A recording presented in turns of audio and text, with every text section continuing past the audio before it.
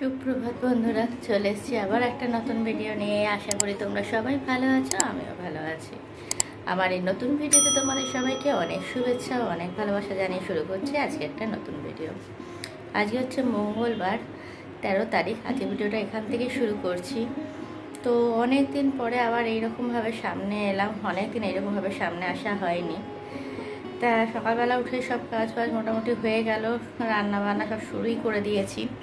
ছেলে এসছে, তোমাদেরকে তো বললামই, পরশুদিন চলে এসছে। ওদের ওখানে যা চলছিল ওই গল্প শুনছি এখন সারাদিন, যে কি দেখেছে, মানে কি কি হয়েছে এইসবই এখন শুনছি। আর এই দেখো রান্না বান্না সব শুরু করে দিয়েছি, অনেকক্ষণ আগে থেকে সব শুরু হয়ে গেছে। কি কি করছি দেখো। দেখো এখানে মাছের ঝোল করে নিলাম। ছেলে যেহেতু ধনেপাতা খায় না, সেহেতু আমারটা ধনেপাতা রাখলাম আর ওটা ধনেপাতা ছাড়া রাখলাম।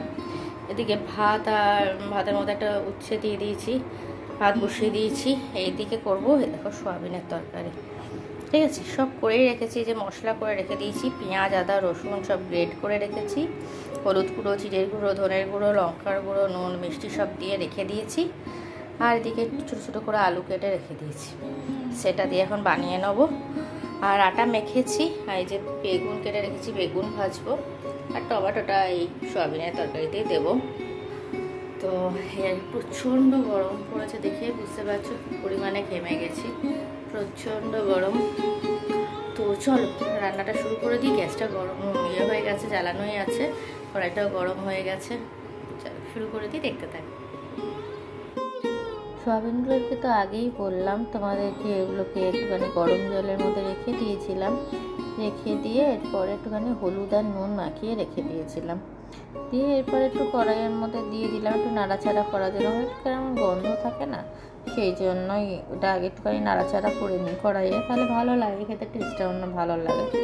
তো সেই জন্য একটু নাড়াচাড়া করে নেবো, করে নিয়ে তারপরে তরকারিটা বানাবো। ছেলে তো সোয়াবিন খেতে খুব ভালোবাসে, ও প্রচণ্ড ভালোবাসে সোয়াবিন খেতে। ও এসেই বলেছে যে মা একদিনকে একটু সোয়াবিন করে খাওয়াবে না। আমি ঠিক আছে করে দেবো, এটা তো কোনো ব্যাপার না, করেই দেওয়া যেতে পারে।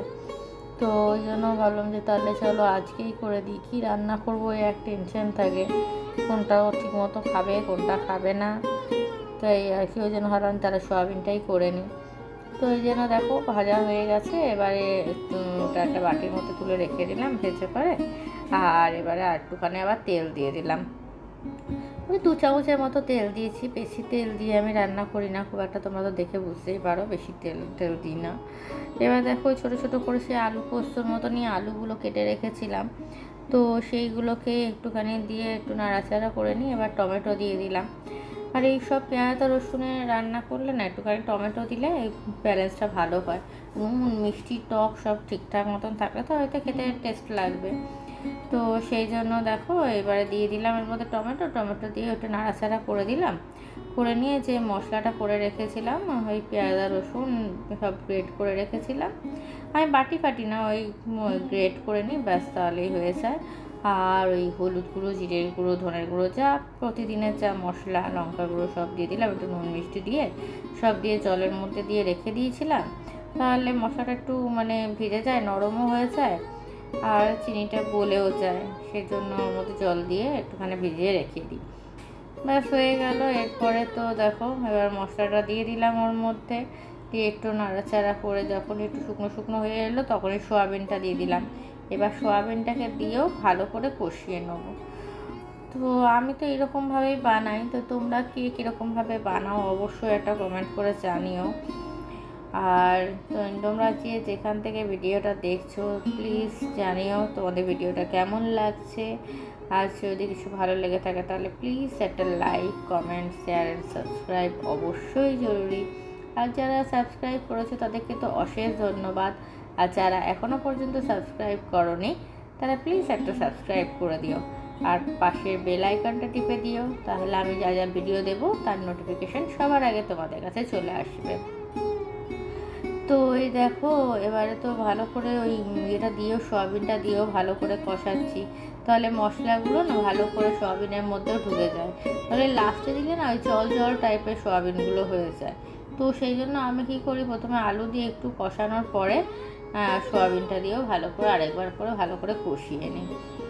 তো এই দেখো এটাকে ভালো করে কষিয়ে নিচ্ছি, কষিয়ে নিয়ে তারপরে তোমার করব, জল দেবো। ওই তো পাশেই ওখানে জল করেই রেখেছিলাম, ওই ইন্ডাকশানে ভাত বসানোর আগে একটু বেশি করে গরম জল করেই রেখে দিয়েছিলাম। তো সেইটাই দিয়ে দিলাম গরম জল। আমি তো জানোই যে রান্নাতে একটু গরম জল দিতেই ভালোবাসি, আমার ঠান্ডা জলে মনে হয় টেস্টটা ভালো হবে না, সেই জন্য গরম জলই দিয়ে থাকি। তো এটা ওই জন্য গরম জলটা দিয়ে দিলাম, দিয়ে এরপরে ব্যাস ঢাকা দিয়ে রেখে দেবো। আর দুখানা বেগুন কেটে রেখেছি টিফিনে নিয়ে যাব বলে, রুটি বেগুন ভাজা নিয়ে যাব। তো এইবারে দেখো চলে এসেছি কাপড় মেলতে। তো চলো কাপড়গুলো একটু ভালো করে মেলে দিই, মেলে দিয়ে তারপর আবার তোমাদের সাথে কথা বলছি।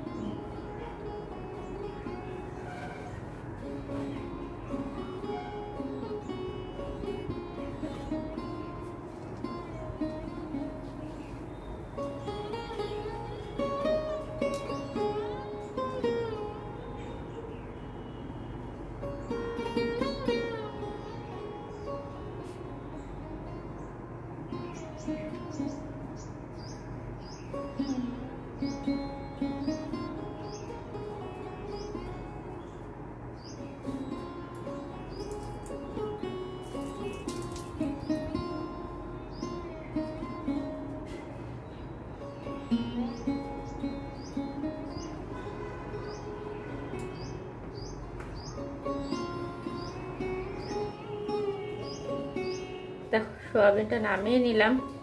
তো এই দেখো এটা হচ্ছে সোয়াবিনের ফাইনাল লুক, ঠিক আছে। এদিকে মাছ এগুলো সব রেখে দিলাম, চলো কাজ বাজ করি। এবার তো রান্না বান্না হয়ে গেছে, সব কমপ্লিট হয়ে গেছে, বাসন টাসন মেজে নিলাম।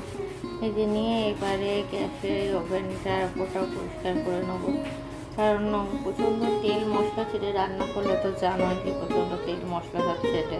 তো সেই জন্য ভাবছি এবার এটা পরিষ্কার করে নিই। তো চলো এটা পরিষ্কার করে নিই।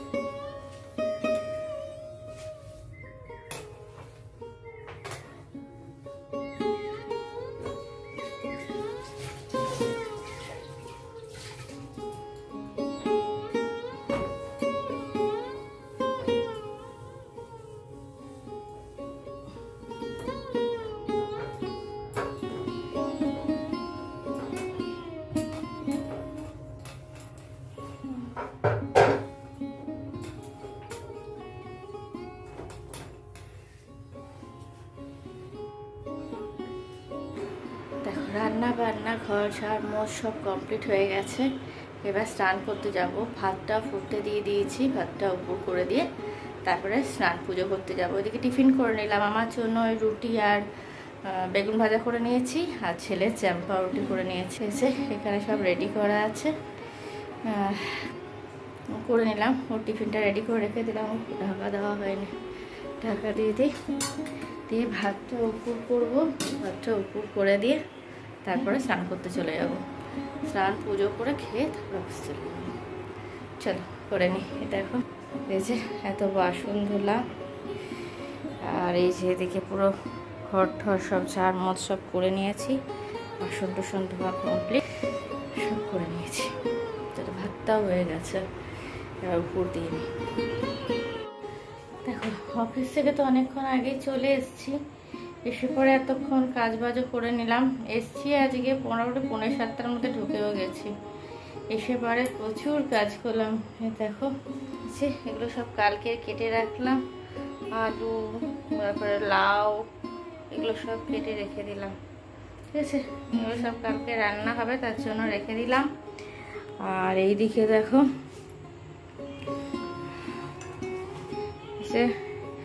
এটা ছিল একটুখানি সয়াবিন গরম করলাম, আলু পোস্তটা কালকে ছিল একটু গরম করলাম, আলু ভাজলাম, এই নিচে ভাত আছে, আর এদিকে করেছি ডিম সিদ্ধ। এটাই আজকে রাত্রে এখন খাওয়া হবে।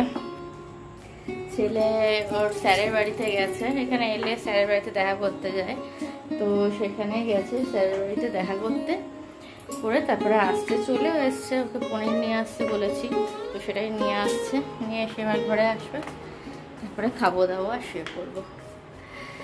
তো চলো আজকের মতো ভিডিওটা এখানে শেষ করে দিচ্ছি।